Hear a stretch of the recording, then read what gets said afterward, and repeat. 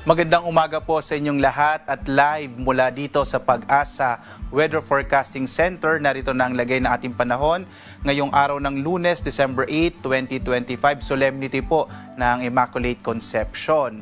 At ngayon nga sa ating latest satellite images makikita po natin itong low pressure area, ito yung bagyong Wilma. Kahapon ay humina at naging isang low pressure area na lamang ang bagyong Wilma. At base sa datos natin, ito pong orange, ibig sabihin medium chance na lamang or medium po yung posibilidad na ito ay maging bagyo. Kung magiging bagyo ito in the next 24 to 48 hours. Pero base po sa mga datos natin, mas malaki yung posibilidad na tuluyan po malulusaw na itong low pressure area na ito. So patuloy po natin itong i-monitor. Samantala, patuloy pa rin ang pag-iral ng shear line at ng northeast monsoon. At ito magdadala ng mga pag-ulan sa malaking bahagi ng Luzon, lalong-lalo na dito sa may eastern section ng northern northern, central hanggang southern Luzon. Samantala po, itong low pressure area natin na huling namatan dito sa may katubigan malapit sa may bahagi ng Colasi sa Antique, inaasahan natin magdadala ng mga pag-ulan sa Mimaropa at sa Western Visayas. Mapapansin naman natin, malaking bahagi ng Visayas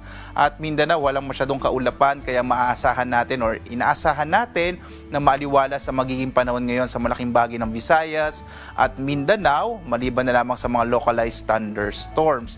Maliban nga sa monitor nating low pressure area, wala na tayong namamatang iba pang mga low pressure area o bagyo sa labas ng Philippine Area of Responsibility. At ngayong araw nga dito sa Luzon, inaasahan po natin ang mga pag-ulan sa malaking bahagi ng silangang bahagi ng Luzon mula po sa Cagayan Valley Region kasama yung Aurora, Quezon, gayon din itong Bicol Region at yung area ng Mindoro. Ito po ay dulot ng epekto ng shear line, gayon din itong low pressure area na ating minomonitor. Samantala, ang northeast monsoon o amihan ay magdadala rin ng mga pag-ulan sa malaking bahagi naman ng Central Luzon, kasama yung nalalabing bahagi ng Calabarzon, maging ang Metro Manila at Batanes. Sa malaking bahagi ng Luzon ngayon, mag-ingat pa rin sa mga posibilidad ng mga biglaang pagbaha, mga flash floods at pagguho ng lupa or landslide dulot nga ng mga pag-ulan na nararanasan natin dulot ng shear line, ng northeast monsoon at ng low pressure area. Ang malaking bahagi naman ng Ilocos Region ngayong araw ay makararanas ng mas maliwalas na panahon maliban sa mga puluplong maihinang pag-ulan dulot ng hanging amihan. Agwat ang temperatura sa Lawag, nasa 21 to 30 degrees Celsius. Sa Baguio naman, 13 to 24 degrees Celsius. Sa Kamaynilaan, nasa 24 to 29 degrees Celsius. Sa Tagaytay, 21 to 28 degrees Celsius.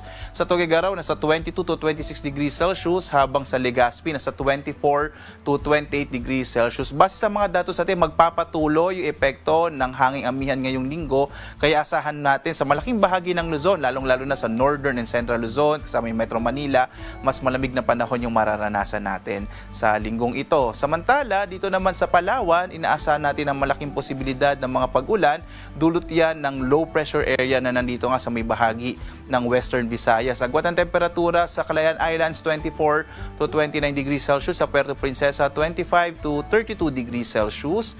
Samantala naman, asahan natin ang mga pag-ulan sa Western Visayas dulot ng low pressure area, habang ang malaking bahagi ng Kabisayaan makararanas naman ng mga localized thunderstorms. Agwat ang temperatura sa Iloilo nasa 25 to 28 degrees Celsius. Sa Cebu naman, 25 to 30 degrees Celsius, habang sa Tacloban, 25 to 31 degrees Celsius. Malaking bahagi rin ng Mindanao ay makararanas ngayon na mas maaliwalas sa panahon, bagamat posible pa rin yung mga localized thunderstorms kadalasan sa hapon hanggang sa gabi. Agwat ang temperatura sa Zamboanga, 24 to 33 degrees Celsius. Sa Cagayan de Oro naman, 24 to 30 degrees Celsius, habang sa Davao, 25 to 32 degrees Celsius.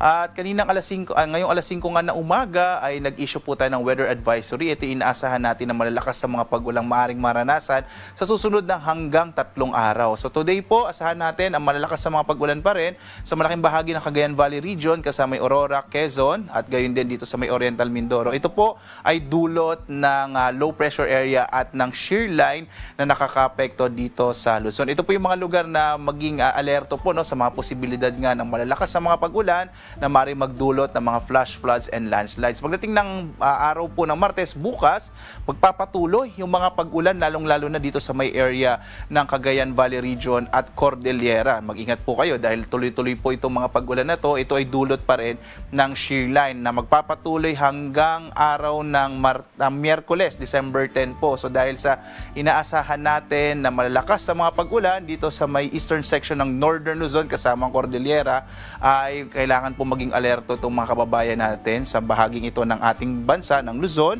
lalo't posible nga yung mga landslides and flash floods.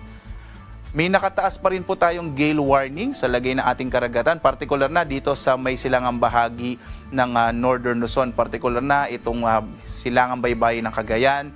Ito po yung mga lugar ng Santa Ana, Gonzaga, Lalo, Gataran, Bagao, Peña Blanca, kasama yung Babuyan Islands, itong Babuyan Island at Camiguin Island. Inaasahan natin na magiging maalon yung karagatan, kaya delikado pa rin maglayag yung mga maliit sa sasakyan pandagat at mga bangka sa mga baybayin po ng Cagayan. Sa iba pang bahagi ng Luzon, inaasahan natin yung katamtaman hanggang sa maalong lagay ng ating karagatan, habang sa nalalabing bahagi ng ating bansa, banayad hanggang sa katamtaman yung inaasahan natin na magiging kondisyon ng ating karagatan.